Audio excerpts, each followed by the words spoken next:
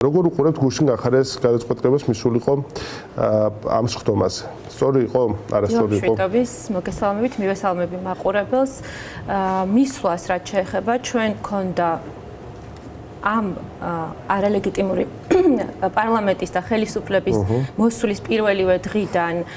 დამოკიდებულება და ერთგვარი ხაზი, რომელსაც დღევანდელ დღემდე მივყვებით, სადაც არანაირ ფორმატში ეგრეთ წოდებულ ხელისუფლებას ლეგიტიმაცია არ უნდა მივანიჭოს. შესაბამისად, ჩვენი კატეგორიული მოსაზრება იყო ის, რომ არ მივსულიყავით არც ერთ ფორმატში და მათ შორის არც ამ ეგრეთ წოდებულ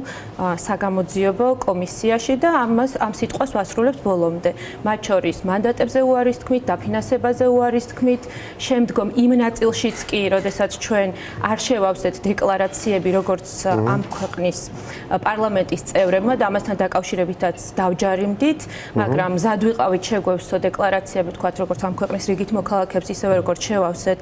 როდესაც კანდიდატები ვიყავით და რა თქმა უნდა, კომისიასთან დაკავშირებითაც გვაქვს ცალსახა და ერთმნიშვნელოვანი მოსაზრება და ამიტომაც გვინდოდა, რომ ოპოზიციურ ნაწილში კოალიციები იქნებოდა ეს თუ ცალკეული პარტიები ყოფილიყო შეთანხმება ცალსახა და ერთმნიშვნელოვანი, რომ ამ ეგრეთ წოდებულ კომისიაზე არავინ არ მისულიყო და არ მიენიჭებინა ლეგიტიმაცია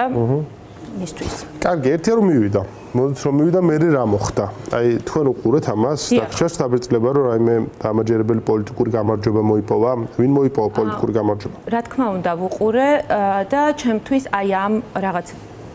ერთგვარ საცირკო წარმოდგენასაც ჰქონდა მნიშვნელოვანი აქცენტები და ჩემთვის მკვეთრად გამოყოფილი სამი მნიშვნელოვანი ხაზი იყო და რა თქმა უნდა ჩამოვთვლი და განვავრცო თითოეულ მათგანს. პირველი იყო ის, რომ ამ ადამიანების რაღაც დაჯგუფებისთვის არანაირი ღირებულება არ არის ადამიანის ჯანმრთელობა და სიცოცხლე.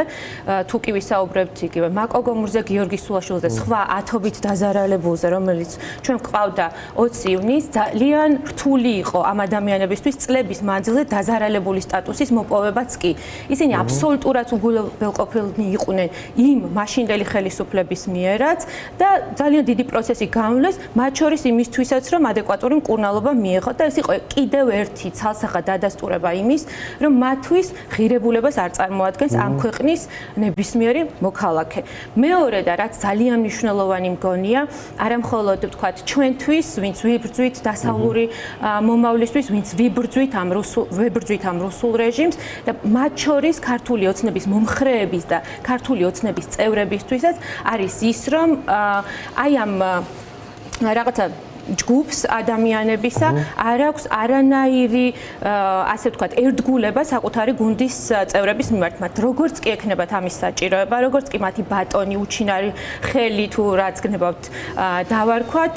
გასცემს ბრძანებას, რომ რომელიმე ბარტყი გადმოვარდეს ბუდიდან, აუცილებლად გადმოაგდებს ამ ბარტყს და ეს ვინ იქნება ხვალდაზე, არავინ არ იცის და ცალსახად დავინახეთ ჩვენ როგორ შეუძლიათ ის ადამიანიც კი, რომელიც მათ მიერ იყო განდიდებული მათ შორის 20 ივნისის აი ესეთი უმოწყალო დარბევის შემდეგ როგორი დიდებული სუპერ პრემიერი კრიზის მენეჯერი შემდგომში უკვე პანდემიის დროს ჩვენ რაც ვნახეთ და ეს იყო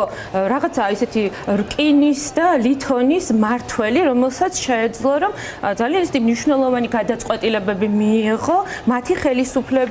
ხელისუფლებაში ყოფნის პერიოდში, მაგრამ ვნახეთ როგორ აკნინებდნენ გუშინ და ამიტომ მე ვფიქრობ რომ ქართული ოცნების თითეული წევრისთვის ეს უნდა იყოს ძალიან მნიშვნელოვანი სიგნალი, როგორ შეიძლება თითოეულ მათგანს ზურგი აქციოს საკუთარმა გუნდმა და გაწიროს, ასე ვთქვათ და საბოლოო ჯამში შეიძლება ისე გაქრნენ ისინი პოლიტიკური ველიდან, რომ არავინ არ კითხოს საერთოდ რატომ და რისთვის აქრობენ და მესამე, ასევე ძალიან მნიშვნელოვანი, მე ვფიქრობ, აი ამ პოლიტიკურ პროცესში არის ის, რომ ძალიან ხშირად მოვისმინოთ ნიკა მელიას სახელი და გვარი გუშინდელი აი ამ მრავალსაათიანი განხილვის პერიოდში და რაც ცალსახად გამოჩნდა, იყო ის, რომ ნიკა მელიასთან დაკავშირებულ პროცესებში მათ ჰქონდათ ძალიან დიდი ქაოსი და დაპირისპირება და აი ამ პროცესშიც კი, როდესაც აქვთ ასეთი დაპირისპირება, ასეთი უთანხმოება ერთმანეთში და გუნდში ქაოსი, არეულობა, ჩვენ შეგვიძლია ძალიან კარგად ვივარაუდოთ, რა ხდება ახლა დღეს ქართულ ოცნებაში, როდესაც მათ არა მხოლოდ შიდა ლეგიტიმაცია არ აქვთ ქვეყნის შიგნით, არამედ გარედანაც საერთაშორისო საზოგადოების მხრიდან ისინი არიან აბსოლუტურ იზოლაციაში. ამიტომ მე მგონია რომ დღესაც არ აქვთ ასე ვთქვათ დალაგებული და გეგმაზომიერი დღის წესრიგი და მნიშვნელოვანი მესიჯები იყო ვთქვათ არა მხოლოდ ჩვენთვის, არამედ ქართული ოცნების მხარდამჭერებისთვისაც მათ შორის, იმიტომ რომ ესენი არიან ადამიანები, რომლებიც არა მხოლოდ საკუთარ თანაგუნდელებს იმეტებენ იმისთვის, რომ რუსული რეჟიმი იდგეს მყარად და რუსული დავალებები შეასრულონ საკუთარ ქვეყანაში, არამედ იმისთვისაც, რომ საკუთარ შვილებსაც კი მოუსპონ ხვალინდელი დღე და როდესაც ადამიანი საკუთარ შვილზეც კი არ ზრუნავს და მისი ნათელი მომავლისთვის არ ზრუნავს, ზედმეტია საუბარი იმაზე, რომ ის იზრუნებს რიგით მოქალაქეზე, რომელზეც უნდა ზრუნავდეს და ეს უნდა იყოს მათი უპირველესი ვალდებულება, რა თქმა უნდა. მოდით ახლა ჩვენ ვილაპარაკეთ ხარეაზე იმაზე რა მოხდა ხო ნიკა მელეს დაკავების გარშემო ნამდვილად გამოჩნდა რომ გუშინ ფორმულას გამოქვეყნებულმა ექსკლუზიურმა მასალამ დაადასტურა ის რაც ამბობდა ბატონი გახარია რომ ნამდვილად იქ ბატონი წულუკიანი ბატონი სუბარი და სხვები ყველა ეთანხმებოდა მის პოზიციას როგორც ერთ-ერთმა თორნიკე რიჟვაძემ დაწერა აბსოლუტურად სპეციფიკური შეცდომა არის, რასაც უშვებენ ხოლმე და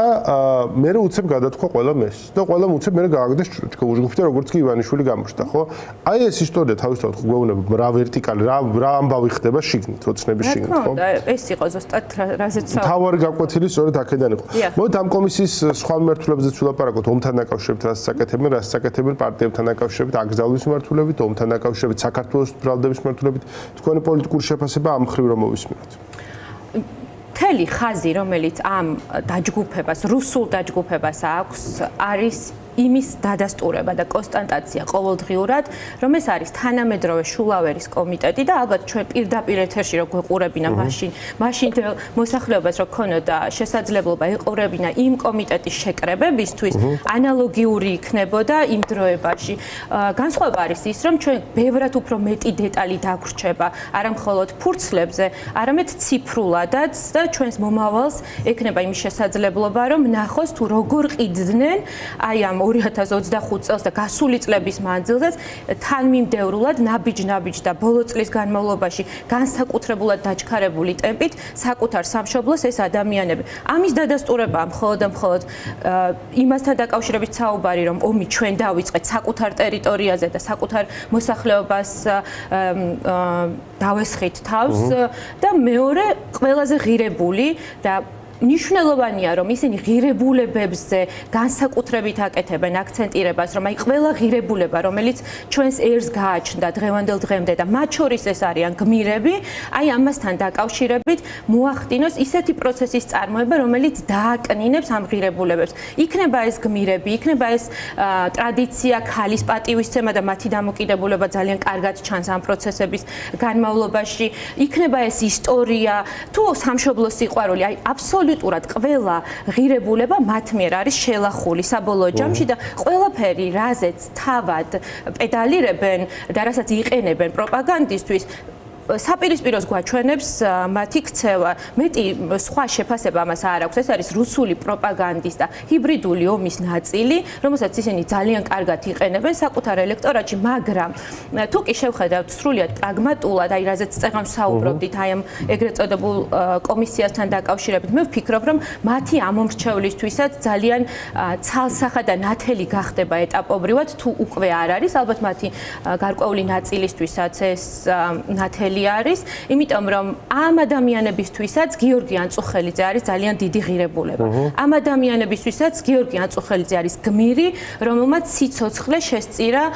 საკუთარ ქვეყანას, საკუთარ ქვეყნის ერთიანობას და მთლიანობას და როგორაც არ უნდა მოაბან ახლა ქოთანს ყური, ეს მოცემულობა და ეს ღირებულება ამ ადამიანებში არ შეიცვლება და მე ვფიქრობ, ისინი ემსახურებენ მხოლოდ საკუთარი თავის და საკუთარი რუსული გუნდის ლუსტრაციას და შეიძლება გარკვეულწილად კარგიც იყოს ეს პროცესი, რომელიც წამოიწყეს. მათ შორის იგივე, რა ვიცი, აფრასიძეებთან დაკავშირებით, სადაც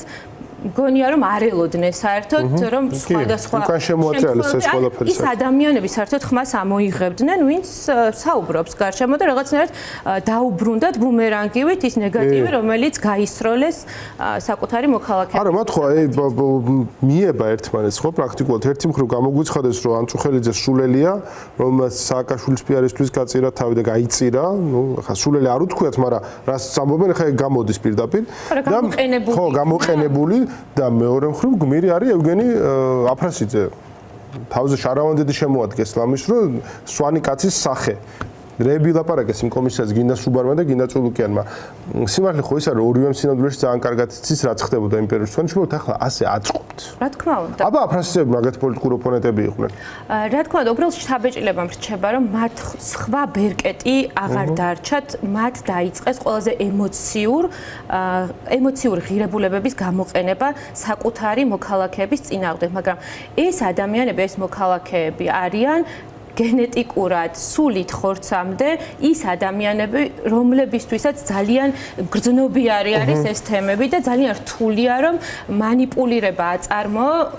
თქვათ გმირებთან დაკავშირებით, ხომ? ან დანაშაულებრივ ქმედებებთან დაკავშირებით, იმიტომ რომ ეს ადამიანები ცოცხლები არიან, ლაპარაკობენ საკუთარ შემთხვევებზე, ლაპარაკობენ გასულ წლებზე, რაღაცნაირად აკეთებენ, არ ვიცი, დიდებას ანიჭებენ 90-იან წლებს, იმას, რაც ჩვენი თვალით, ჩემ თაობასაც თავის თვალით აქვს ნანახი და არავის იმ წარსულში დაბრუნება არ სურს, მაგრამ მათ აქვთ სურვილი, რომ გარკვეულწილად მოახდინონ აი ამ ყველაფრის განდიდება და ვფიქრობ, რომ ისე ზღვართან არიან მისურები, სადაც ძალიან დიდ ცეცხლს ეთამაშებიან და ხედავთ, რომ ყოველდღიურ რეჟიმში ხდება გარკვეულწილად მათ მიერ გასროლილი აი ამ იარაღის უკან შემოbrunება. და ცუდად უბრუნდებათ კი ეს ყველაფერი აშკარად და ძალიან უცნაური ის არის. მოდი ბოლო კითხვას დაგისვამ თავისუფლად პროტესტთან დაკავშირებით, როგორ ხედავთ ამ პროტესტს? ახლა პროტესტის შუა აპრილი დგას 15 აპრილი არაფერი იმას არ გვეუბნება რომ გარეთ ეხა 15 აპრილია ნოემბრის ბოლოს უფრო გავს ჩვენი დღევანდელი ამინდი და ბოლო კვირის მაგრამ ნუ დათბება კიდევ უფრო მეტად და ერთია დათბობა სინოპტიკოსები რას გვეთქვენ და მეორე პოლიტიკურად რა მოხდება ხო და ამ ხრივ რთული გამოწვევები გვაქვს ნამდვილად კმაყოფილი ხართ პროტესტის დინამიკით უკვე აღარ ჩემდე ყოველდღიურად პროტესტის დინამიკაზე, მაგრამ სხვა გზაც არ გვაქვს, ხო, ამაზე თუ არ ვილაპარაკეთ, თქვენი? იქიდან გამომდინარე, რომ მე პირადად არაერთი წელია ვარ პროტესტში და მათ შორის ალბათ ისე უნდა გავიხსენოთ 20 ივნისიც და დინამიკა, რომელიც ჩვენ გვახსოვს წინა წლების მანძილზე, იმასთან შედარებით ეს არის უპრეცედენტო პროტესტი, რომელსაც აი ამ წლის მანძილზე, უკანასკნელი თვეების მანძილზე აქვს ადგილი და ეს არის უპრეცედენტოდ დიდი დასტური იმისა, რომ ამ ქვეყნის მოქალაქეები არიან მზად იმისთვის, რომ იბრძოლონ რუსული რეჟიმის წინააღმდეგ. საბოლოო ჯამში მე ვფიქრობ, რომ გარეთ წარმოებული პოლიტიკური პროცესი, რომელიც გულისხმობს სანქციებს და ამ სანქციების რეფლექსიაა გარკვეულწილად შიდა პოლიტიკური მოცემულობები, რომელზეც ჩვენ სულ ახლახანს ვსაუბრობდით, გუნდში, აი ამ რუსულ გუნდში და ვხედავთ, რომ ამას აქვს გავლენა, მე ვფიქრობ, აი ამ ყველაფრის, აი ამ ხაზის გაგრძელება, ლეგიტიმაციის არ მინიჭება პოლიტიკური პარტიების მხრიდან და გარკვეულწილად თანხმობის და საერთო ენის გამოძებნა მნიშვნელოვან ფუნდამენტურ საკითხებზე, რომელზეც ჩვენ ახლა ვსაუბრობდით, მათ შორის ლეგიტიმაციასთან დაკავშირებით, საბოლოო ჯამში შეუძლია, რომ შედეგი მიიღოს, რასაც ქვია უკვე რუსული ოცნების გაშვება, ახალი არჩევნები, ახალი პირობებით, რაც ძალიან მნიშვნელოვანი, რომ ხშირად ვთქვათ ხოლმე და ჩვენი პოლიტპატიმრების, ჩვენი ტყვეების განთავისუფლება. იმიტომ რომ აი ის რაც ჩვენ გერბზე გვაწერია, ძალა ერთობაშია, სულ ამბობდი იმ დღესაც ზუსტად აქციაზე ვსვამდი კითხვას, აი რატომ გვაწერია ძალა ერთობაშია და მიპასუხეს იქვე, არ მახსოვს ვინ, მაგრამ ზუსტად ამიტომ გვაწერია, რომ ყოველდღურად გვავიწყდება, რომ ძალა ერთობაშია და ნამდვილად ასეა. მნიშვნელოვანია, რომ ფუნდამენტურ საკითხებზე შევთანხმდეთ მათ შორის პოლიტიკური პარტიები და მივყვეთ ამ ხაზს და აი ეს არ დაირღვეს და საზოგადოების თვალში გარკვეულწილად ასეთმა ქმედებებმა მათ შორის კომისიასთან დაკავშირებით, აი ამ რაღაცა არ ვიცი, დაკითხვებთან დაკავშირებით, სადაც შეიძლება ადამიანი მივიდეს მთელი თავის რაღაცა დიდებულებით, როგორც მას გააჩნდა წლების წინ და ეგონოს, რომ ამ დიდებულებას შეინარჩუნებს ამ ეგრეთ წოდებული კომისიის სხდომაზე, მაგრამ ამ ქმედებით ლეგიტიმაცია მიანიჭოს, მე ვფიქრობ, გაუმართლებელია და ასეთი ნაბიჯებისგან პოლიტიკოსებმა და პოლიტიკურმა პარტიებმა უნდა შეიკავონ აუცილებლად თავი, უნდა ვიყოთ პასუხისმგებლიანები, თანმიმდევრულები, ქმედითები და ვიაროთ იმ ერთ მნიშვნელოვან მიზნამდე ჩვენს ხალხთან ერთად. კი ბატონო, ძალიან დიდი მადლობა დაგემშვიდობებით. საუბრობდით პოლიტიკურ პროცესთან დაკავშირებით. ანი ქავთარაძე იყო ცვლილების კოალიციიდან ჩვენი სტუმარი.